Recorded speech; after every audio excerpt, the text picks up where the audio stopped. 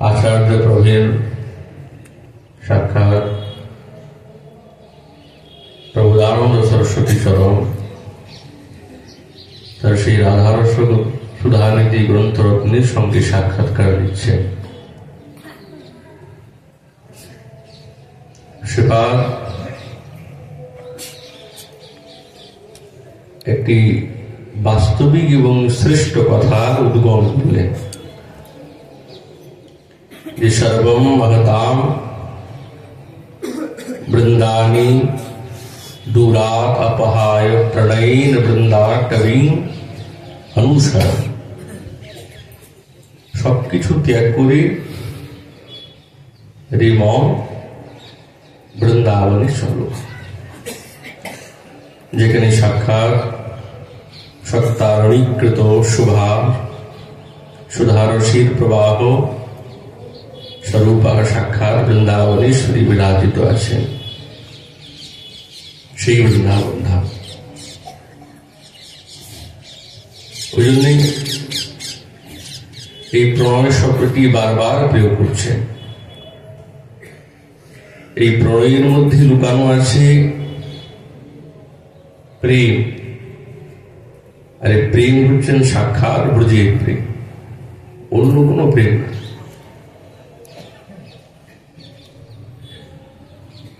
सर्व महताम अपहाय। तो श्रीपाद যেন বলতে চাচ্ছেন যে আমার পূর্ব জীবনে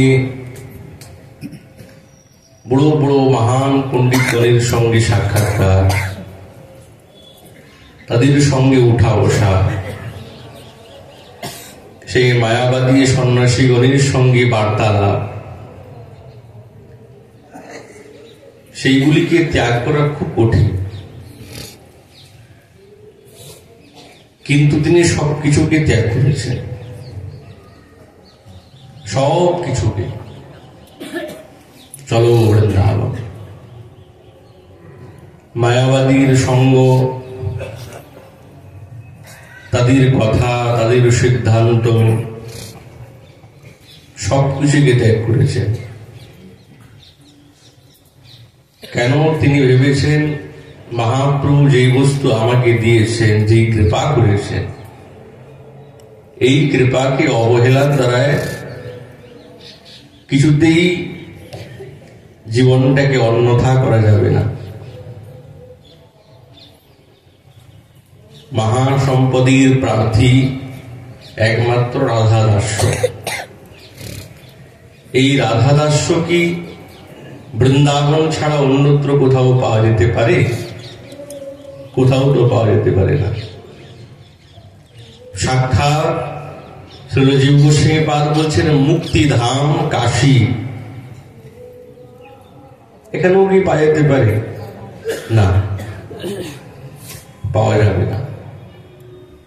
এ তো বৃন্দাবনের সম্পদ, বৃন্দাবনে এসেই পাওয়া যায়, বৃন্দাবনের জন্যই পাওয়া যায়। রাধাদাস্য তো আর কোথাও নেই, কোনদিনই নেই, নিশ্চয়ই নেই। ওই জন্য বলছে রাধা বিধানম দিব্য নিধানম অস্থি, যেখানে বৃন্দাবনেশ্বরী নামক দিব্য নিধি বিরাজিত আছে। এই নিধি এই জগতের কোনো প্রাকৃত বস্তু না, বা কোনো প্রাকৃত বস্তুর অপেক্ষাও রাখে না। যেটি সাধু মহাত্মা গণের একমাত্র সত্তারণী। সৎ শব্দের অর্থ হচ্ছে সাধু। সকলেই কি দিব্য নিধি পেয়ে যাবে? রাধা বিধানম নিধি বলছে না, সকলেই পারবেন না। বিশ্বনাথ চক্রবর্তী পাদ বলছেন এই সাধু শব্দের ব্যুৎপত্তি করতে গিয়ে আমরা প্রায়শ সাধু শব্দ ব্যবহার করি, সৎ ব্যবহার করি, কিন্তু এই সাধু এবং সৎ শব্দের বড় গভীরতা আছে। এই সাধু একটি উপাধি স্বরূপ, এরকম নামের পরে লাগানো হয় না সাধু বা কিছু একটা, এই উপাধিটা এমনি এমনি পাওয়া যায় না।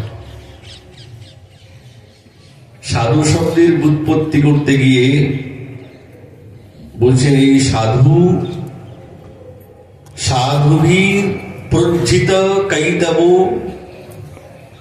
মোক্ষ পর্যন্তম কামনা রাহিত্যই নৃত্যর্থ সাধু ইতি নিগত্যতে। প্রজ্জিত কৈতব্য মোক্ষ বাঞ্ছা ইত্যাদি যত বস্তু আছে সবকিছুকে ত্যাগ করে কেবলমাত্র হৃদয়ের মধ্যে প্রেমের অভিলাষ যার থাকবে তিনি হচ্ছেন সাধু। কপটতা এই সব কিছু ত্যাগ করে শুদ্ধ প্রেম পরায়ণ যুক্ত তিনি হচ্ছেন সৎ এবং সাধু। এটি উপাধি স্বরূপ।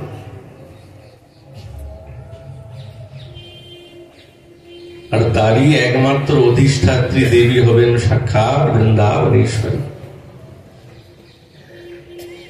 তাহলে যতক্ষণ সাধু না হওয়া যাচ্ছে ততক্ষণ এই বৃন্দাবনে ব্রজে দিব্যনিধি রাধা ঠাকুরানীকে পাওয়া যাবে না। এখন সাধু কি কেবল পুরুষ? বলছে না, সকলের জন্য। মাতৃজাতি, পিতৃজাতি, পুরুষ জাতি বা অন্য প্রকার সাধু সকলের সঙ্গেই লাগানো যাবে। আর এই সাধু শব্দের অর্থ হচ্ছে মনসাবৃত্তি, মনের বৃত্তি, যার মধ্যে মুখ্য বাঞ্ছাদি কামনা তো নাই, উপরন্তু এই চিত্তটা একেবারে বিশেষ শুদ্ধ। তার হৃদয়ের মধ্যেই এই রাধারূপী দিব্য নিধি প্রকাশিত হবে। মহাপ্রভু যেই প্রেমকে জগৎকে জানিয়েছেন, বৃন্দাবনে এই দিব্য নিধি তো বিরাজিত আছেন। শ্রীপাদ বলছেন কি নাপি নাগর বরেন পদী নিপত্য সম্প্রার্থিতৈক পরিরম্ভনোৎসবায় সভ্রু বিভঙ্গ মতিরঙ্গ নিধির কদাতে শ্রীরাধিকে নহি নহি ইতি গিরশ্রুণোতি। শ্রীপাদ যে কথাগুলি বলছেন না, সব কিন্তু সেই ব্রজের নিকুঞ্জের ভিতরের কথা, আর সবই এই মঞ্জুরি ভাবাত্মক স্বরূপের কথা। এই স্বরূপের অনুভব না আসলে এই কথাগুলির ভাবগুলি বোঝা যায় না। ওই জন্য তো বৃন্দাবনে আসা। এই বৃন্দাবনেশ্বরী নাগর শিরোমণি সাক্ষাৎ গোবিন্দ তোমার শ্রীচরণ তলে নিপতিত হয়ে কেবলমাত্র একটি আলিঙ্গনোৎসব কামনা করবেন বারবার, আর তুমি বারবার নেহি নেহি নিষেধ করবে। ওই যে শব্দগুলি কি আমি কোনোদিন আমার কানে শুনতে পাবো? এই বাণীগুলি দেখুন শ্রীপাদ কিভাবে ক্রমানুসারে প্রবেশ করেছে। প্রথমে সাধুর কথা বললে, নিধির কথা বললে, সেই নিধিকে আস্বাদন করার বিষয়টি বলছে। নিধি তো আছে, নিধি শব্দের অনেক প্রকার অর্থ হয়, কিন্তু যেই নিধির কথা বলছেন তিনি হচ্ছেন দিব্য নিধি, অদ্বিতীয়া। এই নিধি আর কোথাও পাওয়া যায় না।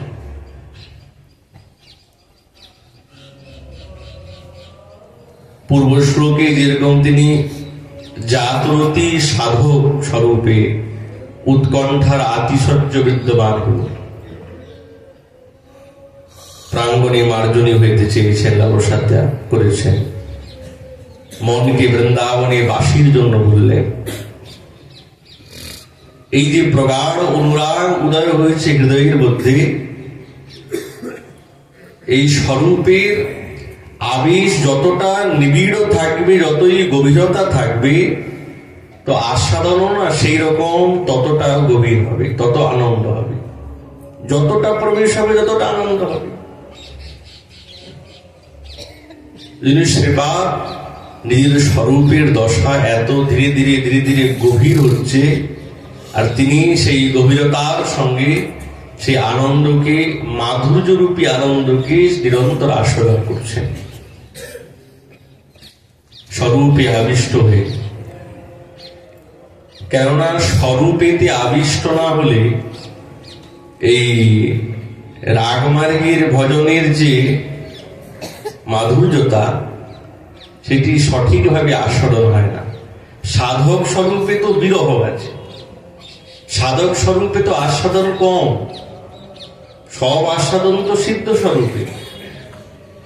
কিন্তু ওই সাধক স্বরূপে বিরহে কাতর হয়ে সেই সেবার অভাবে তিনি চিৎকার করছেন বা ছটফট করছেন বা আকাঙ্ক্ষা করছেন। কিন্তু যখন স্বরূপে আবিষ্ট হয়ে যাচ্ছে, তখন সাক্ষাৎ সেই লীলার মধ্যে প্রবেশ করছেন,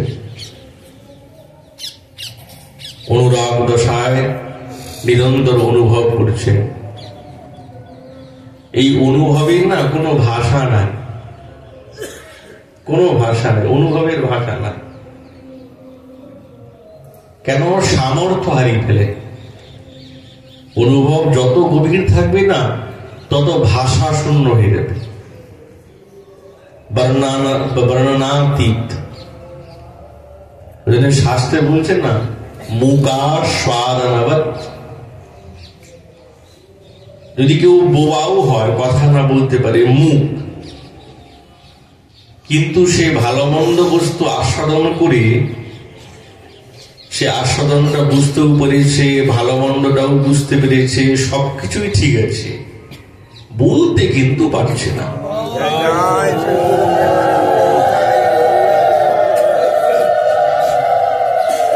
এই অভিব্যক্তি কিন্তু কিছুতেই করতে পারছে না। অনুভব হয়েছে, আস্বাদনও করেছে, কিন্তু সেইটি প্রকাশ করতে পারছে না। কেন? তার কাছে বাণী নাই। ঠিক সেই রকম গভীর অনুভবী যারা, তারা অনুভবও করছেন, আস্বাদনও করছে, কিন্তু যেন কোথায় ভাষা হারিয়ে গেছে, বলতে পারছে না। এই ভাষার সামর্থ্য তারা হারিয়ে ফেলে। কিন্তু হ্যাঁ, কখনো কখনো কি হয় জানেন তো, উদ্গান, ঢেকুর উঠে। তো যেইটি তিনি আস্বাদন করেছেন, ঢেকুর যখন উঠবে, তো সেই গন্ধটা কিছুটা ছিটায় পাওয়া যায়। তো শ্রীপাদের স্থিতিও ঠিক সেই রকম। যা ওনারা আস্বাদন করেছেন না, ওইটা উদ্গার হচ্ছে, সেই গন্ধটা যেমন সাধকগণ পাচ্ছে। ও এই বস্তু। সেবার যখন সাধকা বেশি আছে, তখন উৎকণ্ঠায় অধীর হয়ে পড়েছে। বৃন্দাবনেশ্বরী কৃপায় দিব্য দিব্য মধুর লীলা স্ফূর্তি হচ্ছে। কিন্তু এই যে বৃন্দাবনের সমস্ত লীলা, এই লীলা তো অন্য প্রকার। এই লীলা তো অন্যত্র কোথাও নেই। আমাদের আচার্য পাদ বলেছেন, পরকিয়া ভাবিবতী রসের উল্লাস, ব্রজ বিনা ইহার অন্যত্র নাহি ভাস। কত বড় সিদ্ধান্তের কথা। ব্রজে পরকীয় ভাবে লীলা, যেই লীলা এই ব্রজ ছাড়া অন্যত্র কোথাও পাওয়া যাবে না, কোনো প্রকারে পাওয়া যাবে। এখন মনের প্রশ্ন আছে, পরকীয়া কি? দেখুন, যদি কেউ প্রকৃতি প্রত্যয় যৌগিক অর্থ নেয়, তাহলে যৌগিক অর্থ হইতে এইটি হচ্ছে নিন্দনীয় শব্দ। কিন্তু আমাদের আচার্য পাল বলছে না না, আমরা যৌগিক অর্থ নিচ্ছি না তো, আমরা নেব রূঢ়ি অর্থ। প্রকৃতি প্রত্যয়েরও অর্থ নেই আর রূঢ়িও অর্থ নেই, সম্পূর্ণ রূঢ়ি। এই জগতে যেই এই শব্দটা ব্যবহার হয়, ওই শব্দটা ওই বৃন্দাবনের জন্য, রাধা গোবিন্দের জন্য ওই জাতীয় শব্দ না হয়। ওই জন্য বলছেন পরকিয়া ভাবে অতি রসের উল্লাস, ব্রজ বিনা ইহার অন্যত্র নাহি বাস। বৃন্দাবন ছাড়া আর কোথাও পাওয়া যাবে না। এখন এই পরকিয়া কেমন? বুঝো, পরকিয়া স্বরূপ দুই প্রকার। রূপ গোস্বামী পাদ বলছেন কন্যাশ্চ পরৌঢ়াশ্চ পরকিয়া দ্বিধামতা। এক হচ্ছেন কন্যা আর দ্বিতীয় হচ্ছেন পরৌঢ়া। পর শব্দের পরে পর একটা অব্যয়, উপেন্দ্র বলে কে, আর বহ ধাতুর পরে ঊঢ় ত প্রত্যয় করলে ঊঢ় হয়, এটি পরৌঢ়। অপরকে যিনি স্বীকার করেছেন তাকে পরৌঢ় বলে, সা ইতি পরৌঢ়া। এই দুই প্রকার।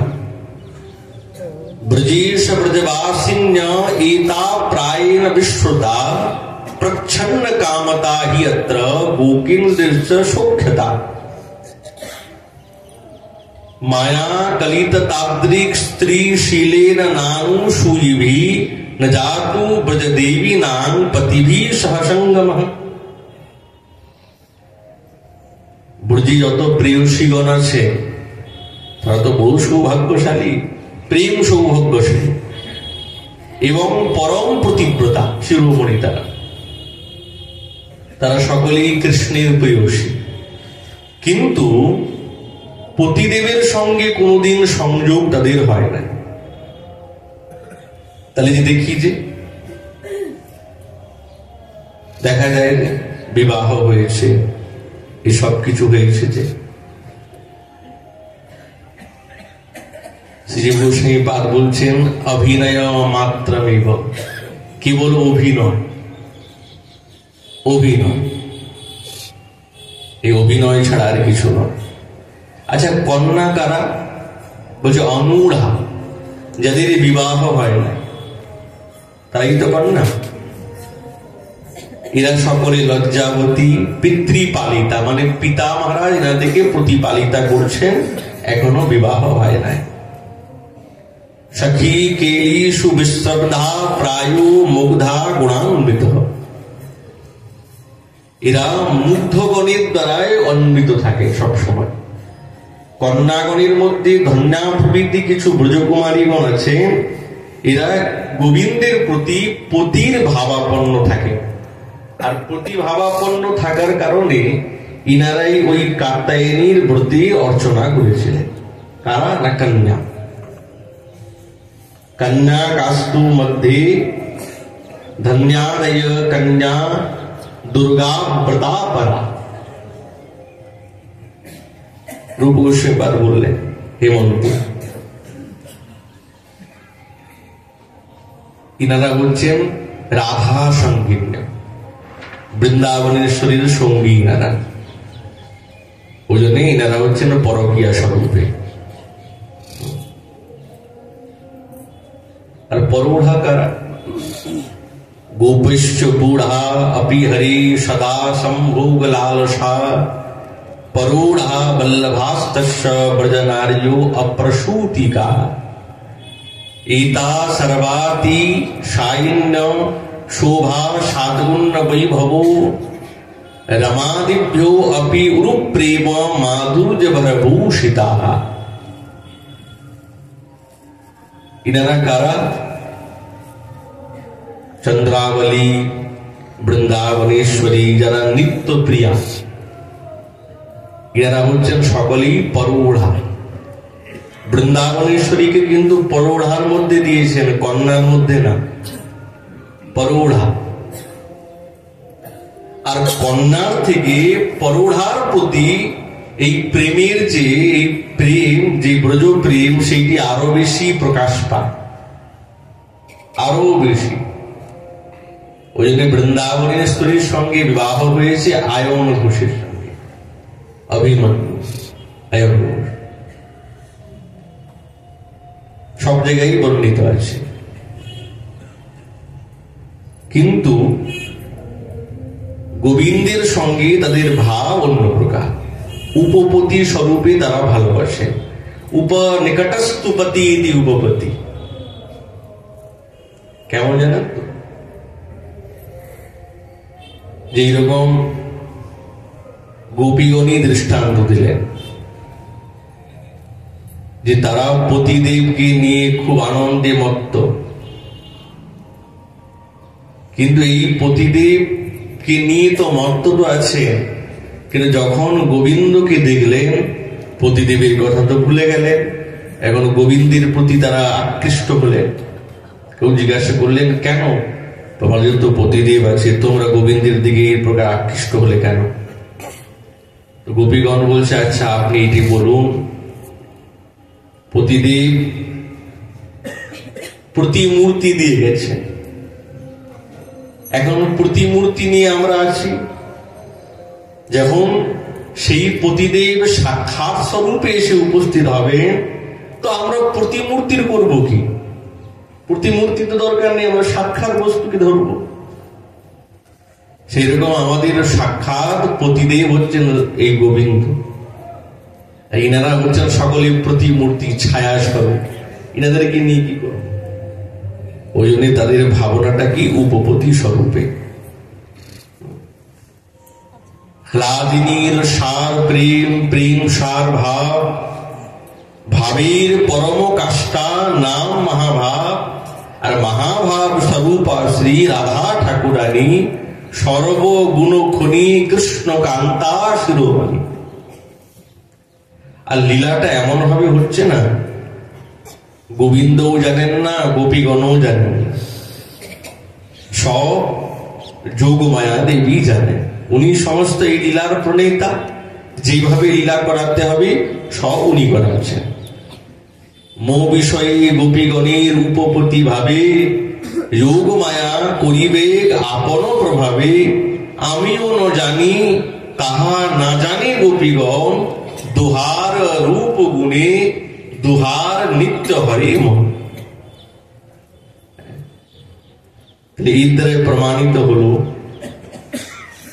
যে গোবিন্দও জানেন না আর ব্রজ গোপীগণও জানেন না, কেবলমাত্র যোগমায়া দেবী জানেন। আমাদের আচার্যপাদ বলছেন, এই হচ্ছেন পরৌড়া এবং কন্যা, এই পরকীয়া।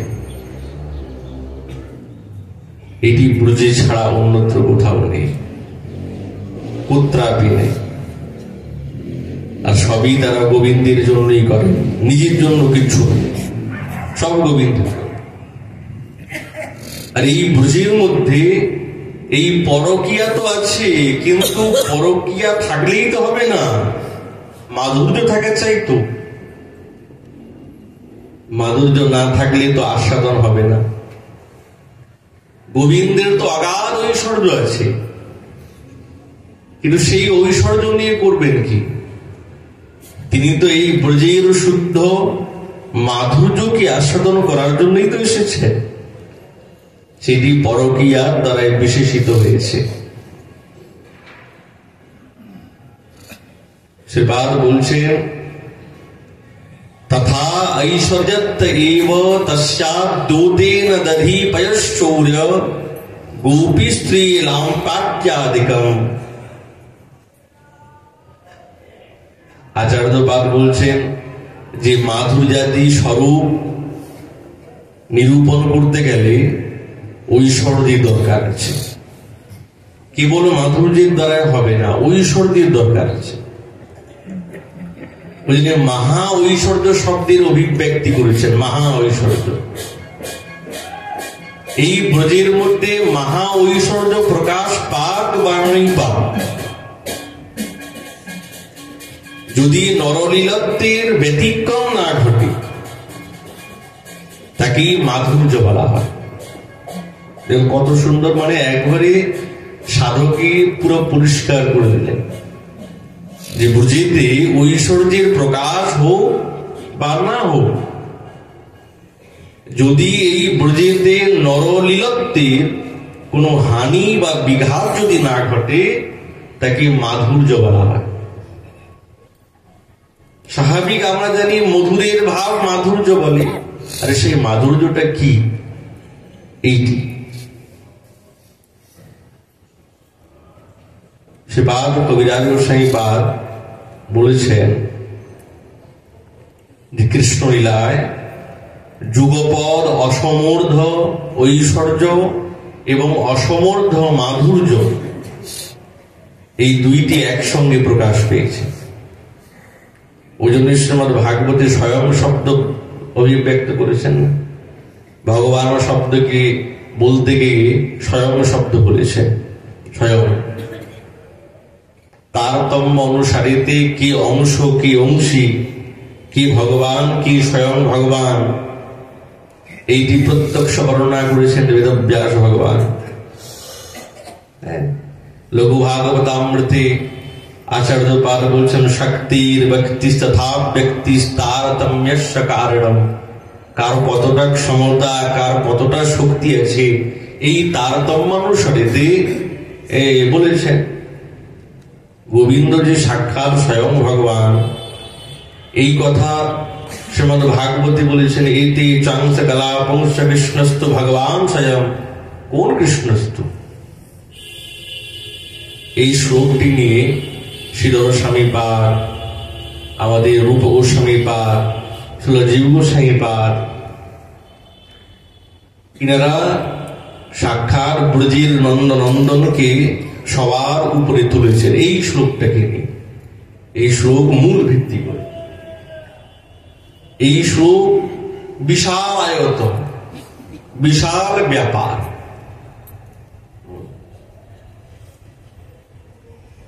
ওই জন্যে তারতম্য আছে।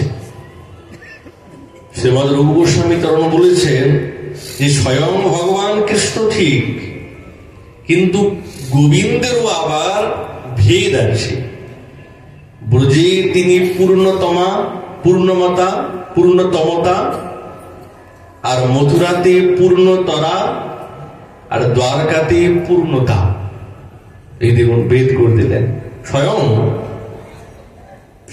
হওয়া সত্ত্বেও কিন্তু ইনাদের মধ্যে ভেদ হয়ে গেছে।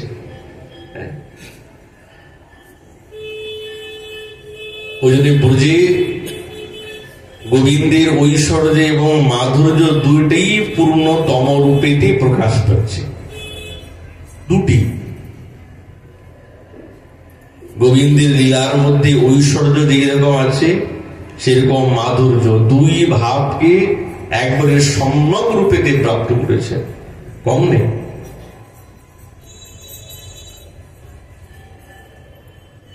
ওই জন্যে এই লীলারসের অনুভব ছাড়া এই ব্রজের নন্দনন্দনকে ধরা খুব কঠিন হয়ে যাবে।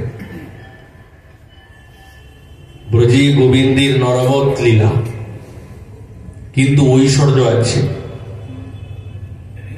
আর এই নরলীলাটাই সর্বোত্তম। কৃষ্ণের যতিক খেলা সর্বোত্তম নরলীলা, নরবপু তাহার স্বরূপ, গোপবেশ বেণুকর নবকিশোর নটবর, নরলীলায় হয় অনুরূপ।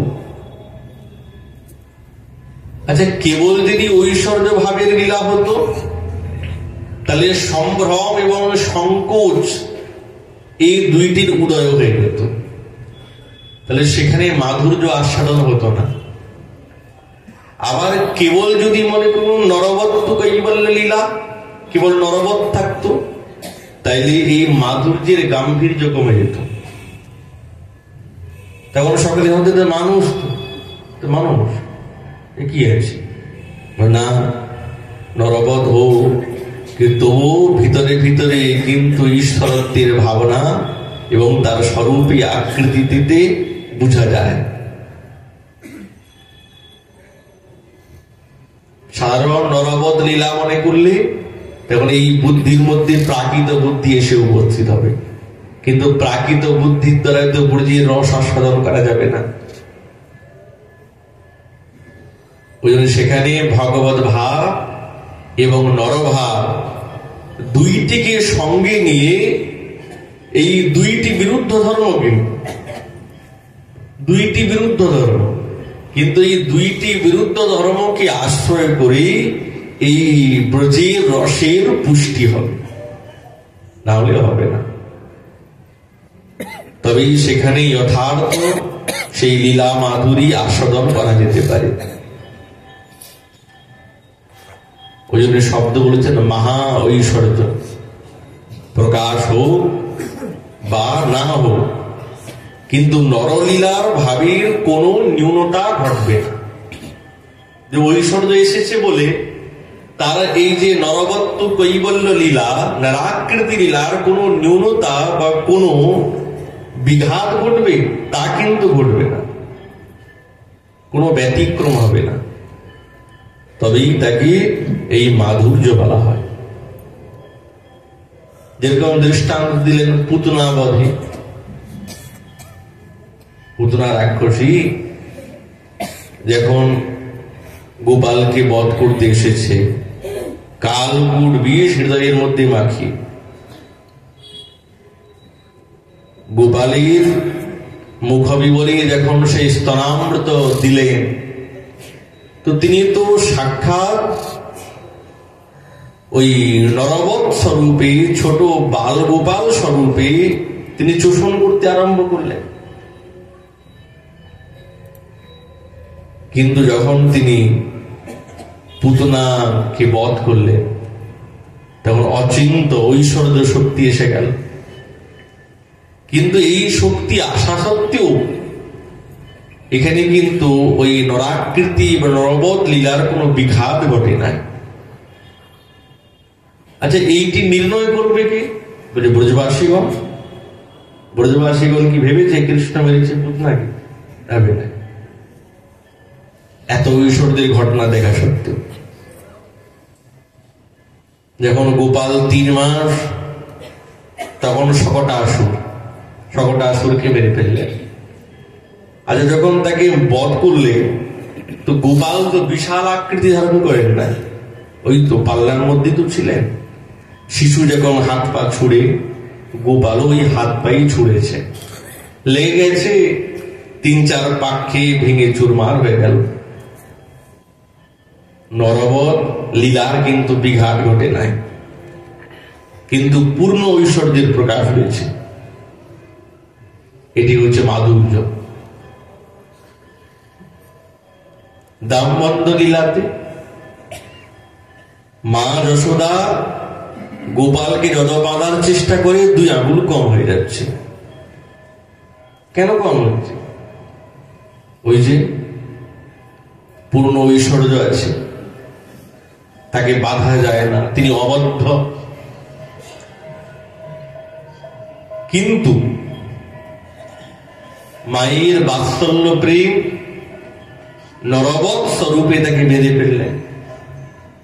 আচ্ছা, বেঁধেও ফেলেছেন, কিন্তু ভয় পাচ্ছে, কৃষ্ণ ভয় পাচ্ছে, কাঁপছে, কাঁদছে। দেখুন, এই যে নরবৎ লীলা কোনো বিঘাত ঘটল না। তিনি সকলের বন্ধন খুলে দেন, নিজের বন্ধন খুলতে পারছেন না। কেন? ওই যে এই মাধুর্য ঐশ্বর্যের কাছে ভারী পড়ে যায়। ব্রহ্মমোহন লীলাতে কত আশ্চর্যের কথা! ব্রহ্মমোহন লীলাতে গোপাল নিজেই শিশু হয়ে গেলেন আর নিজেই সমস্ত বাছুর হয়ে গেলেন। লাঠি, বস্ত্র, বেশভূষা সর্বং বিষ্ণুময়ম, সব গোবিন্দ হয়ে গেলেন। ব্রহ্মাকে মোহিত করে দিয়েছেন, এমনকি সাক্ষাৎ শঙ্কর্ষণ ভগবান পর্যন্ত 1 বছর কেটে গেল। গোপাল, কি চলছে? যেই দিকে দেখি সেই দিকে তোর স্বরূপ, এ কি? তখন গোপাল বলছে, আরে দাদা কি করবো, ব্রহ্মা এইরকম করেছে। আচ্ছা, গোপাল বুঝলেন কি করে? সর্বজ্ঞতা, এই সর্বজ্ঞতা ক্ষমতা ওনার মধ্যে আছে। কি কি করছে কি না করছে সব তিনি জানেন। তিনি সঙ্গে সঙ্গে চোখ বন্ধ করে দেখলেন, ও ব্রহ্মা আমাকে পরীক্ষা করছে। এই সর্বজ্ঞতা, এটা ঐশ্বর্যের জ্ঞান। এটা তো নরবধ লীলাতে হবে না, নর খালি কেবল নরস্বরূপে হবে না, ঐশ্বর্য চাই, ঐশ্বর্য চাই। ওই জন্যে আবার তিনি কি করছেন? আবার তিনি গোপীগণের ঘরে চুরি করছেন, তাদের সঙ্গে লামপট্ট করছেন, উপহাস করছেন, তাদের মনে মুগ্ধতা আসছে, এই মাধুর্য আছে। এই কিছু বলার তারতম্য এই ব্রজে সাক্ষাৎ গোবিন্দের যে স্বরূপ, নরবত লীলা তো আছে, কিন্তু ঐশ্বর্যকে পাশে না রাখলে এই মাধুর্য লীলাটা ফুটে উঠবে না। একটা বিরোধী তো চাই। কেবল কেবল মাধুর্য থাকলে কি করে হবে? ঐশ্বর্যকে পাশে রাখতে হবে। সেই কারণে শ্রীপাদ বলছেন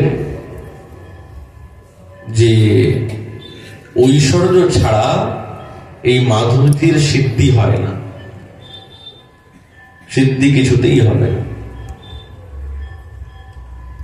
ওই জন্য ব্রজে নরবত্তু কৈবল্য লীলা, সেই স্বরূপে তিনি বিদ্যমান আছেন। আর সেই স্বরূপে সাক্ষাৎ বৃন্দাবনেশ্বরী তাকে ভালোবেসেছেন। এটা ব্রজের স্বরূপ। শিবাদের মনের মধ্যে এক দিব্য অনুরাগের ভাব উদয় হয়েছে। প্রবল অনুরাগ ভরে সেই সংকেত কুঞ্জিতে উপনীত হলেন। শ্যামসুন্দর আসবে, এসে বৃন্দাবনেশ্বরীর সঙ্গে মিলিত হবে, এই নাগরীর জন্য কুঞ্জকে সুনিশ্চিত করলেন। বৃন্দাবনেশ্বরী বাসক সজ্জিকা দশাতে সজ্জায় সহস্তে সেই কুঞ্জ গৃহকে সাজিয়েছেন। এখন বাসক সজ্জিকা দশা কেমন? রূপ গোস্বামী বার বলছেন, সবাস অবসাদ কান্তে সমেশতি নিজং বপু সজ্জীকরোতি গৃহং চ या सा वासव सज्जिका चेष्टा चाष्टा स्मर क्रीड़ा संकल्पो व्रत्म वीक्षणम सखी विनोद वार्ता च मुहूर्दुरीक्षणादय। অভিসারিকা কান্তা সংকেত কুঞ্জে উপনীত হয়ে কান্তের সুনিশ্চিত গমন করলেন। সেই কুঞ্জ গৃহ এবং নিজ দেহকে সুসজ্জিত করে অবস্থান করা, তাকে বাসক সজ্জিকা বলা হয়। আর এতে কি কি আছে? স্মরক্রীড়া সংকল্প আছে, কান্তের আগমন পথেতে নিরন্তর নিরীক্ষণ আছে, পথ চেয়ে দাঁড়িয়ে আছে, আমার প্রাণনাথ আসবে। সখীগণের সঙ্গে বিনোদ বার্তা, বারবার দুতিগণের প্রতি অবলোকন, কি সমাচার বলো, এইগুলি নিরন্তর আছে। বৃন্দাবনেশ্বরী তো মনের মধ্যে খুব ভাব জেগেছে, আজ আমি গোবিন্দের সঙ্গে সাক্ষাৎকার করব আর দিব্য লীলাতে মত্ত হব, এই ভাব জেগেছে। তো বৃন্দাবনেশ্বরী ভাবছেন, ভাব তো জেগেছে, কিন্তু মনে মনে ভাবছেন উনি যখন আসবেন না, আমি এইভাবে নিজের স্বরূপটাকে তার কাছে সমর্পণ করব, মনে মনে ভাবছেন। অঙ্গনে আও জব রসিয়া পাল্টি চলব হাম ঈষদ হাসিয়া। আচ্ছা, যখন উনি আসবেন না, আমি মন্দ মন্দে হেসে অন্যদিকে চলে যাব। আবিষে আচর প্রিয় ধরবে, যাও হাম যতন বহু করবে। কাঞ্চুয়া ধরব জব হটিয়া, করি কর বারব কুটিল আধ দিঠিয়া। যখন উনি আমার কাঞ্চুলিকা ধরে আকর্ষণ করবে, তখন আমি কুটিল কটাক্ষ দৃষ্টির দ্বারায় রোষ প্রকাশ করব। রবস মঙ্গব প্রিয় জবহি, মুখ মণি বিহসী বলব নহি বনহি। আমি বারবার না না না নিষেধ করব। এর যে অনুরাগের দশা, ঠাকুরানী এইটি ভাবছেন। গোবিন্দ তো তিনি ভাবলেন যে আমি আজ বৃন্দাবনেশ্বরীর সঙ্গে সাক্ষাৎকার করব। সত্যি সাক্ষাৎকার করার জন্যই তো নিরন্তর তিনি চেষ্টাশীল থাকেন, যে কোনো প্রকারে, যে কোনো প্রকারে। তো বৃন্দাবনেশ্বরী এই বাসক সজ্জিকা দশাতে বসে আছে। বিনোদ রায় আসবেন। গোবিন্দের এখন বিলম্ব তো হয় সব সময়, আর বিলম্ব হলেই মান হয়, অভিমান হয়। মান অভিমান না হলে তো আর হবে না। যা কিছু তিনি চেষ্টা করছেন সব মহাভাবের দ্বারাই গঠিত, সব মহাভাবে। ভাবের মূর্তিতে ভাবের অভিব্যক্তি। ওই জন্য তো সাক্ষাৎ রসিক শেখর শ্যামসুন্দর এত মুগ্ধতা, এত মুগ্ধতা। বৃন্দাবনেশ্বরী প্রগল্ভা নায়িকা। কি নায়িকা? প্রগল্ভ নায়িকা। এই প্রগল্ভা নায়িকার স্বরূপটা কেমন? ভূরি ভাবোদ গমাভিজ্ঞা রসেন ক্রান্ত বল্লভা। যিনি নানা নানা ভাবকে প্রকাশ করে এবং সেই প্রকাশে যিনি হচ্ছেন অভিজ্ঞা, এবং রসের দ্বারা যিনি বল্লভকে আক্রমণ করতে সুদক্ষা, তাকে প্রগল্ভা বলে। এখন রসের দ্বারা কি তাকে আক্রমণ করবে? বলছে এই রস এই জগতের কোন রস নয়, আর গোবিন্দ এই জগতের কোন রসের দ্বারাই তিনি অভিভূত হন না। সাক্ষাৎ বৃন্দাবনেশ্বরী তার দিব্য মাদন রসের দ্বারা আক্রমণ করবে, যেই আক্রমণ থেকে বাঁচার আর কোন গোবিন্দের উপায় নেই। গোবিন্দকে সুখ দিতে চান তো এই সুখের একমাত্র উপায় এই মাদনাক্ষ রসের দ্বারা আক্রমণ করা। সমস্ত চেষ্টা কৃষ্ণ সুখার্থ, গোবিন্দকে সুখ দেবেন। ইত্যস্যাম কৃষ্ণ সুখার্থমেব উদ্যমঃ। এটাই তো সমর্থারতির মূল দশা, যে গোবিন্দকে সুখী করে যে কোনো প্রকার। এখন গোবিন্দের তো আসতে বিলম্ব হয়েছে, তো নিজের দূতিকে বলছে, শোনো বড় বিপদ হয়েছে। বিরহে অনলে জলই ধ্বনি, সখী মুখে শুনি এত বাণী। কানু রহে আন রমণীর সঙ্গে। ও, এই তো বড় বিপদ হয়ে গেল। কোন দূতি এসে বলছে আন সখীর সঙ্গে বসে আছে, গল্প করছে বসে বসে।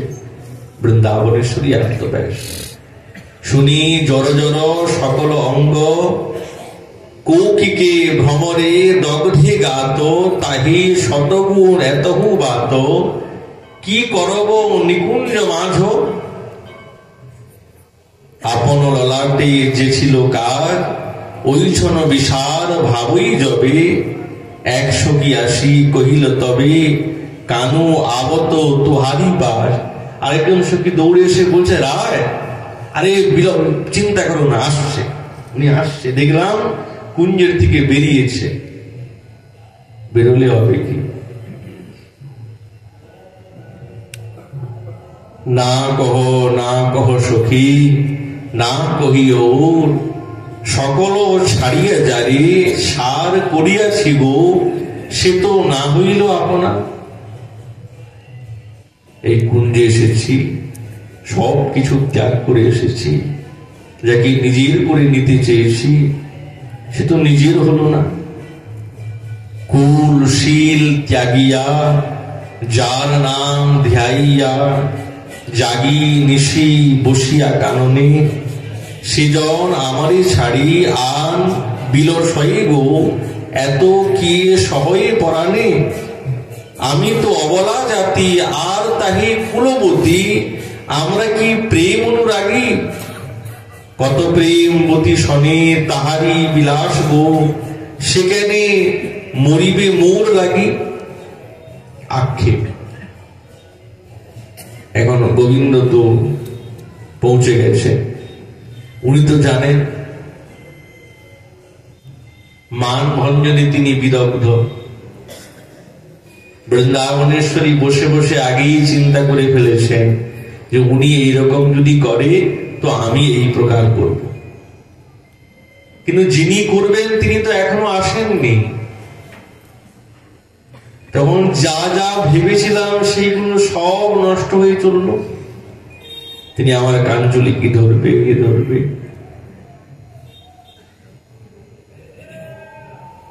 গোবিন্দ এসেই সঙ্গে সঙ্গে বুঝে গেছে, মানিনী হয়ে বসে আছে, আর একবারে চরণ তলে পড়েছে। শুনো শুনো সুন্দরী বিনোদিনী রায়, তোহা বিনু কারুণ ওই তোহারি দোহাই। তুয়া দর্শন লাগি সদা প্রাণ কাঁদে, ধৈর্য ধরিতে নারী হেরি মুখ চাঁদে। কোন সখী বলছে বাবা কেমন কথা বলছে দেখো রায়। এক সখী বলছে তুমি যে ওইতে বসে বসে গল্প করছিলে, গোবিন্দ তো বড় চতুর। আরে তোমরা কেবলমাত্র আমারই দোষ দেখো। আমি ওই সখীকে জিজ্ঞাসা করছিলাম বৃন্দাবনেশ্বরীর কথা, রায়ের কথা জিজ্ঞাসা করছিলাম, এই জন্য তো বসেছিলাম। বৃন্দাবনেশ্বরী যেন মনটা একটু বিগলিত এই কথা শুনে। গোবিন্দ নিরন্তর বৃন্দাবনেশ্বরী ব্যাখ্যান করছেন। মুরলিতে তুয়া নাম গাই অহনিশি, গোলক ছাড়িয়া আইলাম সুখীর বিলাস, তুয়া দর্শন লাগি বৃন্দাবনে বাস। জগতে জানই তুয়া অনুগত কান, দাসিয়া তাথে আছে পরমান। রায় একটা মাত্র পরিরম্ভন দাও, তাহলেই আমি শান্তি পেয়ে যাব, আমার মন জুড়িয়ে যাবে। বৃন্দাবনেশ্বরী বার বলছে না না খবরদার, তুমি ধরবে না। কাঞ্চলিকা ধরেছেন, কিন্তু যা যা তিনি সংকল্প করেছেন ঠিক ওইগুলোই হচ্ছে। বৃন্দাবনেশ্বরী উঠে চলে গেলেন, তো গোবিন্দ পিছনে যাচ্ছেন, কাঞ্চলিকে ধরেছেন। খবরদার তুমি ধরবে না, ছাড়ো, কাঞ্চলিকে ছেড়ে দাও, বারবার নিষেধ করছে। আর ভ্রুভঙ্গ বিলাস করছে, সেই ভ্রুভঙ্গে বিলাসেতে গোবিন্দ তো আরো বেশি মুগ্ধ। প্রাণবল্লভ এই ভাব মাধুর্যতে এত মুগ্ধ হয়েছেন, তিনি নিরন্তর সেই মাধুর্যের মধ্যে এমন অবগাহন করেছেন আর বেরোতে পারছেন না। আর বৃন্দাবনেশ্বরীর ভাব এসে গেছে কুট্টুমিতা। स्तनाधरादि ग्रहणे हृत्प्रीतोवती संभ्रमा, बहिक्रोधो व्यथितवत् प्रोक्तम कुट्टमीतम इति बुधे। रूप गोस्वामी बात করছে।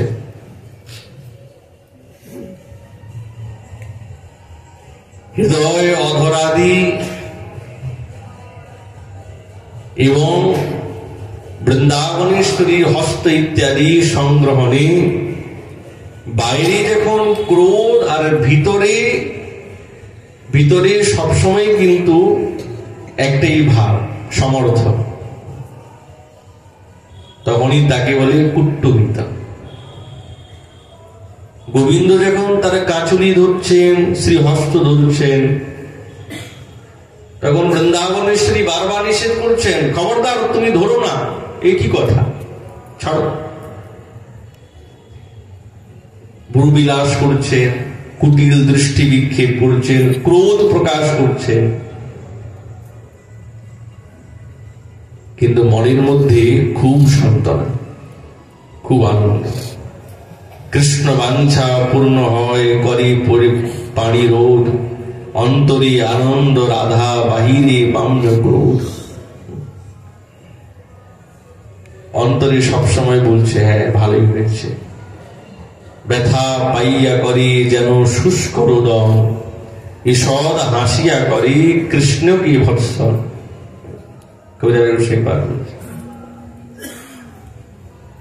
চোখে জল পড়লো যে বৃন্দাবনেশ্বরী, বলছে এই রোদনটা শুষ্ক রোদন, এই রোদন নয়, এটা অনুমোদন। আর মন্দ মন্দ হেসে গোবিন্দকে ভর্সনা করে, যাও তো তুমি এখান থেকে, উৎপাত করছে, খামাকা ধরছে, হাত ধরছে, পা ধরছে, কাঞ্চুলিকে ধরছে, খবরদার। বৈমুখ, এই বৈমুখটাই হচ্ছেন আভিমুখ। কৃষ্ণের দিকে না তাকানো মানে কৃষ্ণের দিকে আভিমুখ করা। নিষেধ, এইটি হচ্ছে অনুমতি প্রদান করা, নিষেধ না। মৌন মানে প্রত্যুত্তর দান, কিছু না বলাই মানে বলা। এটি হচ্ছে নব অনুরাগীর দশা। আর কিঙ্করী নিরন্তর এই দিব্য রূপ দর্শন করছেন, বৃন্দাবনেশ্বরী নানা করছেন, আর গোবিন্দ বারংবার শ্রীহস্ত ধরছেন, চরণ ধরছেন। রায় একটা পরিরম্ভন, মহাভাবীর দ্বারা সম্পূর্ণ রসায়িত। তো মহাভাবীর দ্বারা রসায়িত হবার কারণে মাদন ভাবীর এত খরস্বর চলছে, সেই মাদন রসেতে গোবিন্দ আর নিজেকে কোথাও স্থান দিতে পারছে না, এরপর ভাসমান হয়ে চলছে, ভাসমান হয়ে চলছে। আর কিঙ্করী নিরন্তর তার কানের মধ্যে কুঞ্জরন্ধ্রের থেকে এই শব্দটা শুনছেন, না না, কার বাণী? তো সাক্ষাৎ বৃন্দাবনেশ্বরীর বাণী। কিন্তু এই ঠাকুরানীর বাণী কি করে শোনা যাবে? ওই যে পূর্বেই বলেছেন, চলো বৃন্দাবন, বৃন্দাবনে না আসলে তো এই বাণী শোনা যাবে না। হরি হরি কবে হেন দশা হবে মোর, সেবিব দুহার পদ আনন্দে বিভোর। ভ্রমর হইয়া সদা রহিব চরণে, শ্রী চরণামৃত সদা করিব আস্বাদনে। এই আশা করি আমি যত সখীগণ, তোমার কৃপায় হয় বাঞ্ছিত পূরণ। বহুদিন বাঞ্ছা করি পূর্ণ যাতে হয়, সবই মিলি দয়া করো হইয়া সদয়। সেবা আসে নরোত্তম কাঁদে দিবানিশি, কৃপা করি কর মোরে অনুগত দাসী। এই দাসিত্ব প্রাপ্ত না হলে এই রস তো আস্বাদন হয় না। শ্রীধাম বৃন্দাবন আসলাম, কিন্তু কি বিষয় ছাড়তে পারলাম? একটা বস্তুকে না ছাড়লে এই রসের অনুভূতি হয় না। মণিপুরীর রাজা ছিলেন বীর মানিক্য বাহাদুর, উনি যখন বৃন্দাবনে আসেন, রাজা বলে কথা, কেশিঘাটে থাকতেন, সাধু মহাত্মাগণের সঙ্গে সৎসঙ্গ করতেন, খুব রসিক জন ছিলেন। তো ওনার গায়ে খুব দামি একটা শাল ছিল, শাল খুব দামি। শীতের সময় তো ধুয়ে মিলেছেন সেবকরা। তো বৃন্দাবনে তো জানেন বাঁদরের খুব উৎপাত আছে, আর শালটাকে নিয়ে চলে গেল। আর বাঁদর ওই বৃক্ষের ডালের মধ্যে বসে ওই শালটাকে টুকরো টুকরো করে ছিঁড়তে আরম্ভ করেছে। সকলে খুব দিলেন, কলা দিয়েছে, আপেল দিয়েছে, অনেক কিছু দিয়ে কিছু, কিন্তু শাল ছাড়ছে না। তো বাহাদুর মহাশয় তিনি দেখছেন আর মন্দ মন্দ হাসছেন। আর বাঁদর একবার জিভ দেখায় আর একবার ছেড়ে, একবার জিভ দেখায়, একবার দাঁত দেখায় আর ছেড়ে, দেখিয়ে দেখিয়ে ছিঁড়ছে, টুকরো টুকরো করে ছেড়ে দিয়েছে। তো সেবক বৃন্দরা বলছে, মহারাজ, ঘোষ মহাশয় ছিলেন, উনি বলছে, মহারাজ ক্ষমা করুন, এতজন থাকা সত্ত্বেও এত বহুমূল্য শালটাকে চুরি করে নিয়ে চলে গেল, বাঁদরই নষ্ট হয়েছে। তো রাজা বীর মানিক্য মহোদয় বললেন, আরে না না, শোনো, তুমি বাঁদর রাজা আমাকে অনেক বড় শিক্ষা দিয়েছে। আমি বৃন্দাবনে এসেছিলাম, কিন্তু বৃন্দাবনের বস্তু তো বুঝতে পারি নাই, বৈভব দেখাতে এসেছি। দামি শাল পরে,